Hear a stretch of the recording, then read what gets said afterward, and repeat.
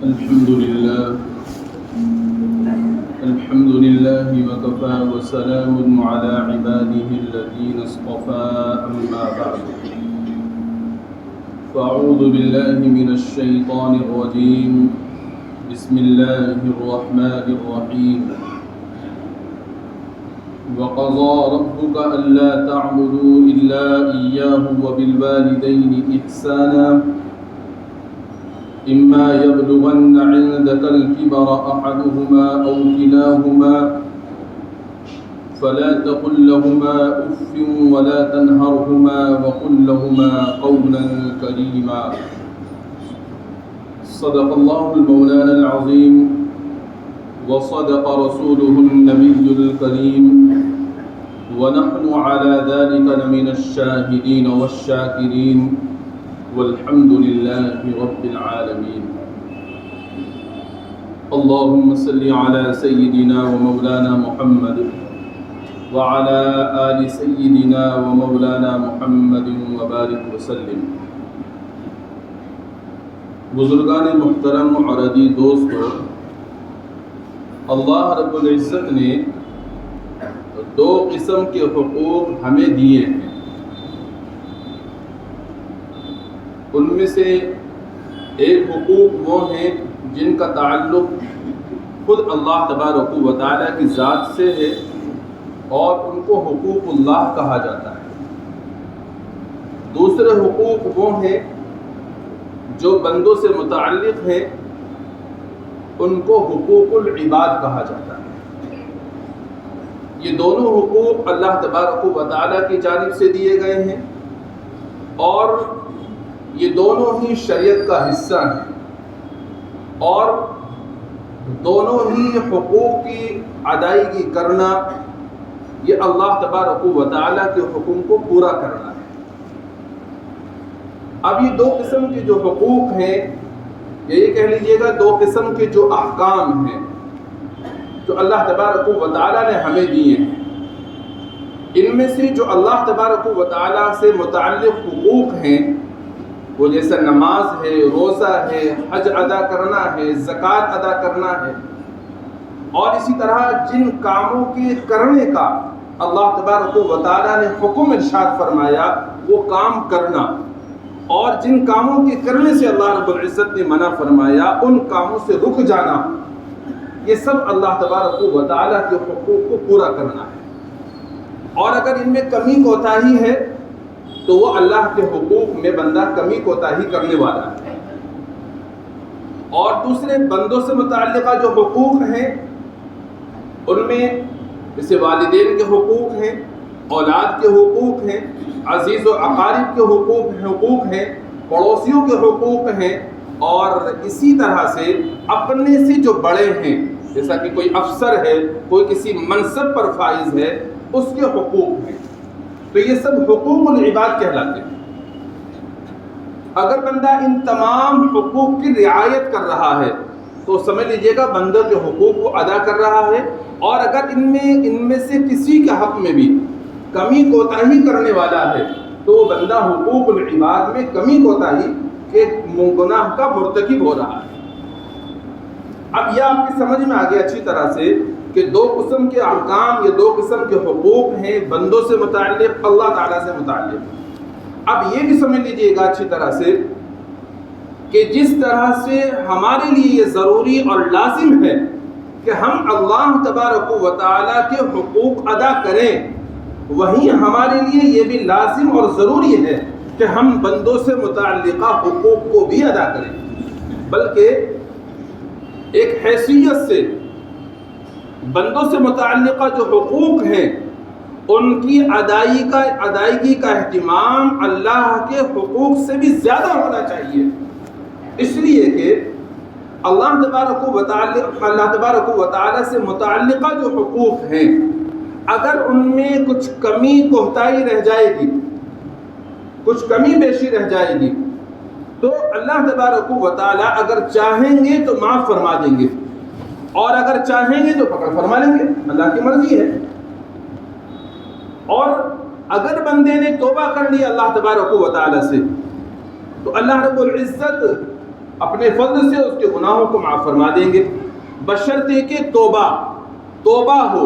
یعنی اس کے پورے آداب کی رعایت کرتے ہوئے اس نے اللہ کی بارگاہ میں اپنے گناہوں سے معافی مانگی ہو تو اللہ تعالیٰ معاف فرما دیں گے۔ اور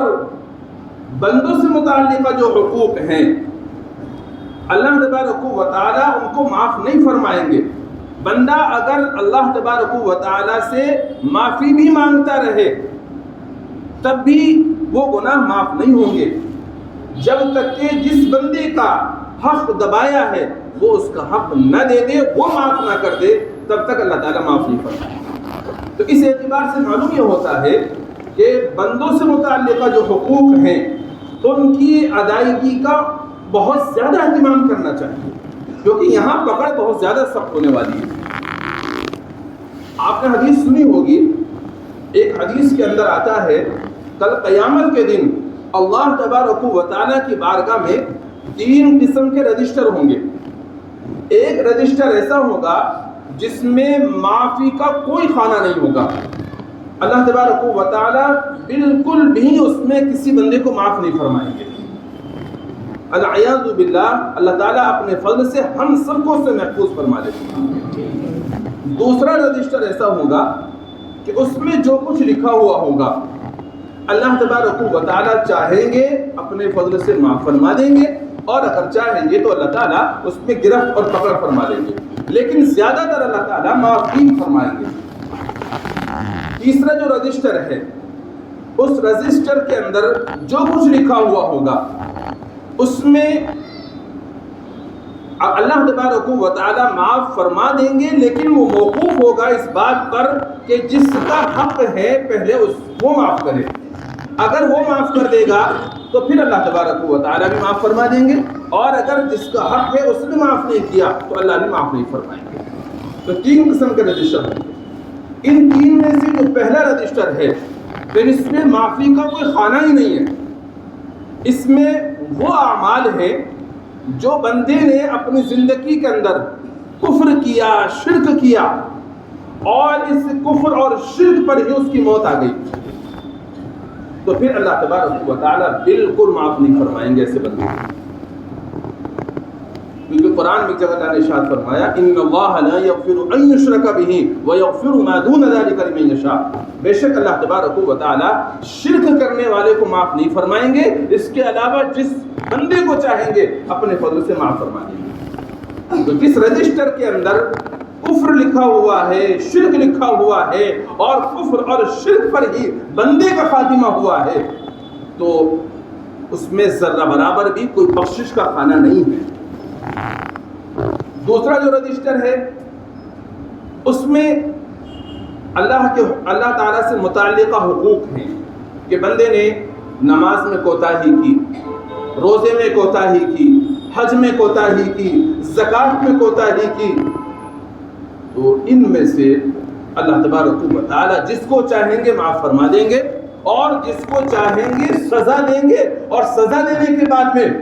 جب وہ پاک صاف ہو جائے گا پھر اللہ تبارک و تعالیٰ آخر میں اس کو بھی معاف فرما کر کے اس کو جنت میں داخل کروا دیں گے۔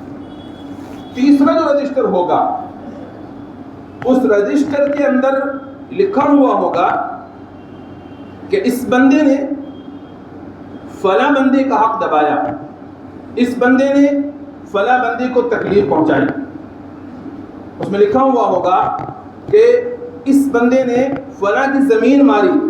اس نے فلاں بندے کی عزت سے کھلواڑ کیا، اس نے فلاں بندے پر تہمت لگائی، اس نے فلاں کو فلاں وقت میں مارا تھا، اس نے فلاں وقت میں فلاں کو گالی دی تھی، یہ ساری چیزیں اس رجسٹر کے اندر لکھی ہوئی ہوں گی۔ اب جس کو گالی دی ہے، جس کا حق مارا ہے، جس کو ستایا ہے، یا جس پر تہمت لگائی ہے، اگر وہ بندہ معاف کر دے گا تو اللہ تعالیٰ بھی معاف فرما دیں گے، اور اگر وہ یہ کہہ دے کہ نہیں اللہ رب العزت میں اس کو معاف نہیں کروں گا، مجھے تو اپنا حق چاہیے، اس نے میری دنیا میں اتنی زمین دبا لی تھی، مجھے زمین چاہیے، اس نے تو مجھے فلاں وقت پر گالی دی تھی، مجھے تو بدلہ چاہیے، اس نے تو مجھے فلاں وقت پر میرے اوپر تہمت اور الزام لگایا تھا، اس نے تو فلاں وقت پر میری عزت سے کھلواڑ کیا تھا، تو پھر جب وہ بندہ کہے گا کہ مجھے اپنا حق چاہیے، اللہ تبارک و تعالیٰ پہلے اس بندے کا حق دلوائیں گے. اگر وہ حق دے دے گا اور معاف کر دے گا پھر اللہ تبارک و تعالیٰ اس کو معاف فرمائیں گے. اور اگر اس بندے نے حق نہیں دیا تو پھر اس کے جو گناہ ہوں گے اس بندے کے اس کے اوپر لا دیے جائیں گے. اور آپ اچھی طرح جانتے ہیں، پچھلے جمعے کو بھی میں نے بتایا تھا کہ وہاں پر روپیہ پیسہ نہیں چلتا ہے، وہاں پر جو چلتی ہیں وہ نیکیاں چلتی ہیں. یہاں اگر آپ نے کسی کو جو ہے کسی کا زمین مار لی ہے اور آپ چاہیں کہ میں اس کی تلافی کر لوں، ہے ابھی تلافی کا موقع. جتنی زمین ماری ہے آپ وہ زمین واپس کر دیں. زمین نہیں واپس کر سکتے تو اس کی جو قیمت بنتی ہے وہ قیمت اس کو دے دیں، یا تو پیسے چل جائیں گے. لیکن وہاں روپیے پیسے نہیں چلیں گے، وہاں نیکی چلے گی، وہاں نیکی دلوائی جائے گی. اور اگر نیکیاں بندے کی ختم ہو گئیں تو جس کا حق مارا، جس کو تکلیف پہنچائی، اس کے گناہ اس بندے پر لا دیے جائیں گے جس نے حق مارا تھا، جس نے اس کو تکلیف پہنچائی.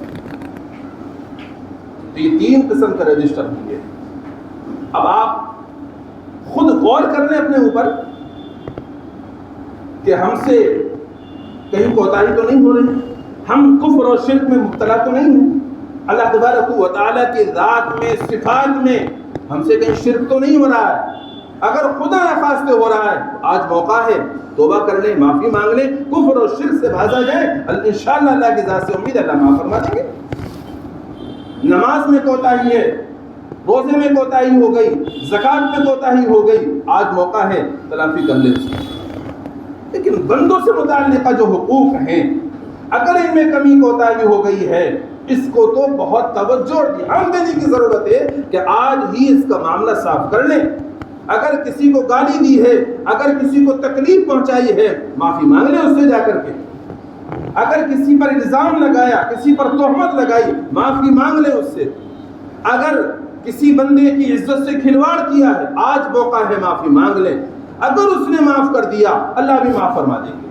اور اگر تم نے معافی نہیں مانگی یا اس نے معاف نہیں کیا تمہیں اور اس کی حالت میں موت آ گئی تو اللہ تبارک و تعالیٰ کے حضور جو رجسٹر ہوگا تیسرا والا، اس میں تمہاری گرفت اور پکڑ ہو جائے گی. اور جب اللہ تبارک و تعالیٰ گرفت اور پکڑ کرنے پر آتے ہیں تو کوئی اللہ کی گرفت اور پکڑ سے بچا نہیں سکتا. اور اگر اس دنیا کے اندر تم نے کسی کا روپیہ مار لیے، کسی کے پیسے مار لیے، کسی کی زمین مار لی، ہوتا ہے آدمی کو کبھی کبھی کسی پر ایسا غصہ آ جاتا ہے، کبھی کبھی ایسا جذباتی ہو جاتا ہے، آدمی قسم کھا لیتا ہے کہ میں تو تیرے پیسے دوں گا ہی نہیں، تو نے کام ڈھنگ سے نہیں کیا، مزدور کی مزدوری مار دی اور کہہ دیا کہ تجھے میں پیسے دوں گا ہی نہیں. یا تم نے کسی کی زمین ایک بارش پر بھی مار لی تھی دبنگئی میں، یا تم نے دادا گیری میں، یا تم نے اس وجہ سے زمین مار لی تھی کہ تم اپنے آپ کو کچھ سمجھ رہے تھے، لیکن اب تمہیں بیان سنا، تمہیں احساس ہوا کہ بھئی میں نے فلاں وقت پر فلاں کی زمین پر قبضہ کر لیا تھا، چاہے وہ ایک بارش بھری تھی، چاہے وہ 4 انچ ہی زمین کیوں نہیں تھی. کہ تمہیں اب احساس ہوا کہ میں نے فلاں وقت میں فلاں مزدور کے پیسے مار لیے تھے. تمہیں اب احساس ہوا کہ فلاں وقت میں نے فلاں بندے کو وہاں سے دکان سے سامان تو لے آیا تھا لیکن میں بھیڑ بھاڑ میں اس کے پیسے دے کر نہیں آیا تھا. اب تمہیں احساس ہو گیا بیان سننے کے بعد میں، آج موقع ہے اس زمین کی قیمت معلوم کر کے اس کے رقم دے دو، اس کو اس کے حوالے کر دو. اور جس دکاندار کے تم نے پیسے نہیں دیے تھے سامان خریدنے کے بعد میں، آج اس کے پیسے ادا کر دو. اور جس مزدور کی تم نے مزدوری ماری تھی، آج تم اس کی مزدوری ادا کر دو اور اس سے معافی بھی مانگ لو. اگر تم نے ادا کر دیے، معافی مانگ لی، اللہ رب العزت اپنے فضل سے معاف فرما دیں گے اور یہی معاملہ صاف ہو جائے گا. اور اس کو یہ مت سمجھنا کہ میری شان گھٹ گئی، نہیں، کوئی شان نہیں گھٹی، تمہاری شان بڑی ہوگی. اور جس کے تم نے پیسے مارے تھے، جس کی تم نے عزت سے کھلواڑ کیا تھا، اگر تم اس سے معافی مانگ لو گے تو تم نیچے نہیں بن جاؤ گے، تم چھوٹے نہیں بن جاؤ گے، بلکہ اس کے دل میں تمہارا مقام اور مرتبہ اور زیادہ بڑھ جائے. اس لیے معافی مانگنے کو کبھی اپنے آپ کو یہ مت سمجھنا کہ میں چھوٹا بن جاؤں گا، نہیں، معافی مانگنے سے کوئی چھوٹا نہیں بنتا، معافی مانگنے سے بڑا بن جاتا ہے. اور جس سے معافی مانگی جائے اس کو بھی چاہیے کہ معاف کر دے اور یہ سمجھ کر معاف کرے کہ اگر میں نے اس کو آج معاف کر دیا تو کل جب سب سے زیادہ معافی کی ضرورت ہوگی اللہ رب العزت مجھے اپنے فضل سے اس وقت معاف فرما دے. ابھی دنیا کے اندر اپنا حساب کتاب صاف کر لو، زیادہ بہتر ہے. تو بندوں کے جو حقوق ہیں ان کا معاملہ بڑا سنگین ہے اور ان کی اہمیت بہت زیادہ ہے، اس میں کسی قسم کی بھی کمی کوتاہی ذرہ برابر نہیں ہونی چاہیے۔ اور بندوں کے حقوق میں سے سب سے بڑا حق اگر کسی کا ہے تو والدین کا ہے، سب سے بڑا حق والدین کا ہے۔ کہ اللہ تبارک و تعالیٰ نے قرآن مقدس کے اندر جہاں والدین کو حقوق کو بیان فرمایا، پہلے ارشاد فرمایا کہ میری عبادت کرو، پھر فرمایا والدین کے ساتھ اچھا سلوک کرو۔ اس سے معلوم ہوتا ہے کہ اللہ تبارک و تعالیٰ کے بعد میں اگر کسی کا حق ہے تو وہ والدین کا حق ہے، وہ سب سے بڑھ کر ہے۔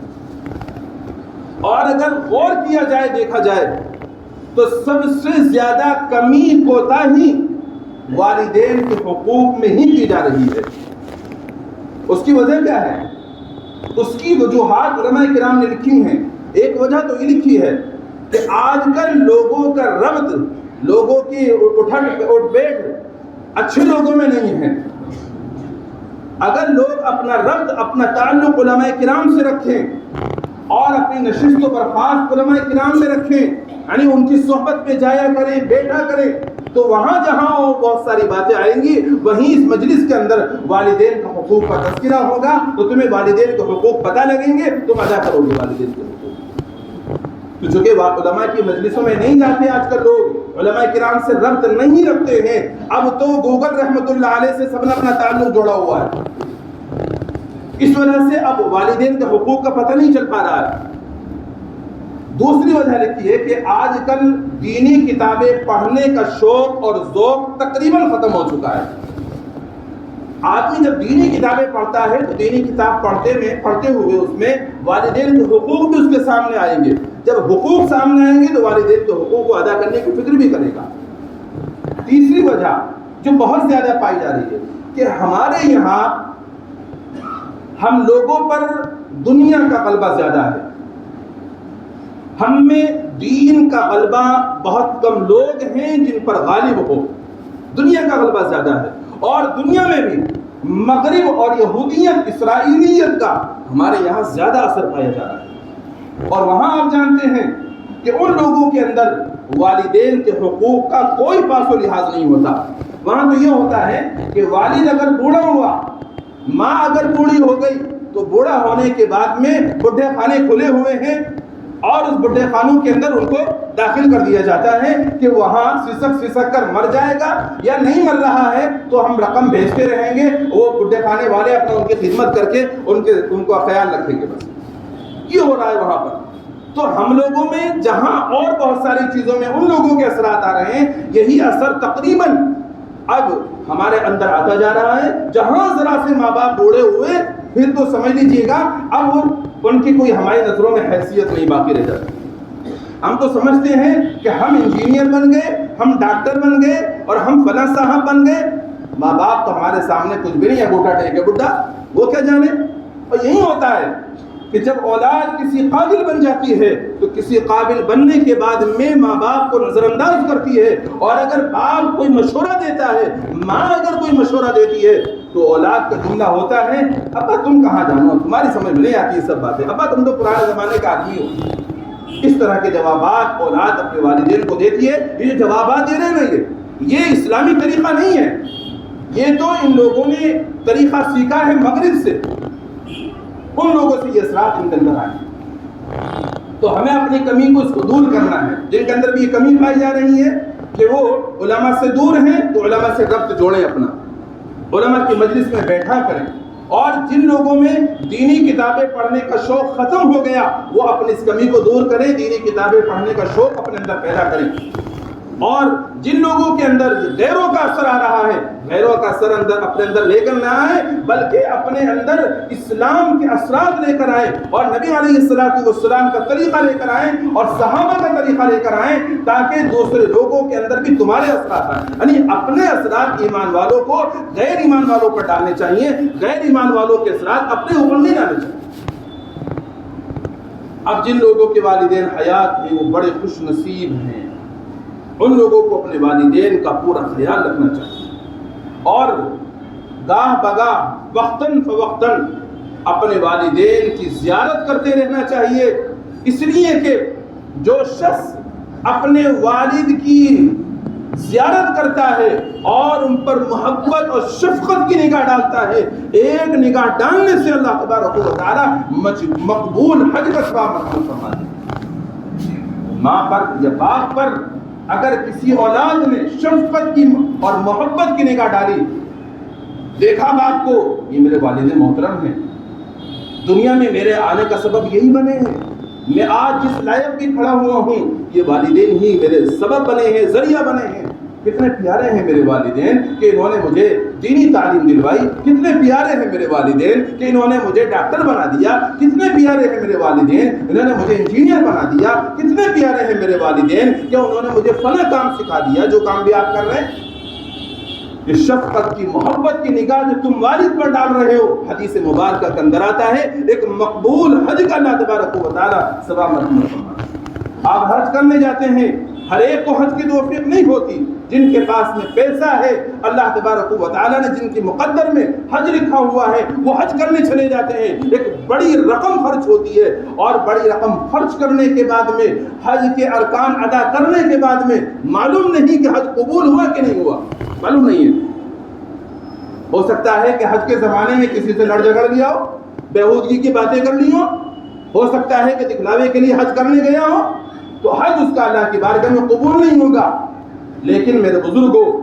حدیث بتلاتی ہے ماں باپ پر شفقت کی نگاہ، ایک نگاہ محبت کی اگر ڈال دی تو مقبول حج کا ثواب ملے گا، یعنی ایسے حج کا ثواب ملے گا جو اللہ تبارک و تعالیٰ کی بارگاہ میں قبول ہوا۔ تو جن کے والدین حیات ہیں وہ اس ثواب کو حاصل کریں، حاصل کرنے کی کوشش کریں۔ دن میں 100 مرتبہ اگر موقع مل جائے 100 مرتبہ شفقت کی نگاہ ڈالو، محبت کی نگاہ ڈالو، 100 حج تم نے دن میں کر لی۔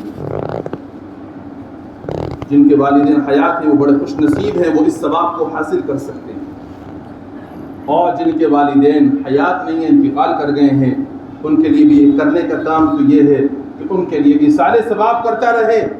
اور دوسرے ان کے لیے اللہ کی بارگاہ میں دعا کرتا رہے۔ ایصال ثواب میں کیا کرنا ہے، ان کے لیے کیا دعا کرنی ہے، وہ انشاءاللہ میں تفصیل کے ساتھ میں اگلے جمعے میں آپ کو بتاؤں گا۔ بس ہمیں اس کا خیال رکھنا ہے کہ جن کے والدین حیات ہیں ان کو غنیمت سمجھتے ہوئے کہ اللہ کی ایسی نعمت ہے اگر چھن جائے دوبارہ نہیں ملنے والی، والدین کی قدر کریں، گاہ بگاہ ان کی زیارت کرتے رہا کریں، اور جن کے سامنے موجود ہیں والدین وہ تو جب بھی ان پر نگاہ ڈالیں شفقت اور محبت کی نگاہ ڈالتے رہیں، تاکہ اللہ تبارک و تعالیٰ کی جانب سے مقبول حج کا ثواب ملتا رہے۔ اللہ تعالیٰ سے دعا ہے اپنا فضل فرما کر ہم سب کو بندوں سے متعلقہ جو حقوق ہیں اور خصوصاً والدین سے متعلقہ جو حقوق ہیں انہیں صحیح طرح سے ادا کرنے کی توفیق عطا فرمائے۔ ہر قسم کی ہم تلفی سے تمام ایمان والوں کی اپنے فضل سے اللہ تعالیٰ کی حفاظت فرمائے۔ وآخر دعوانا الحمد للہ۔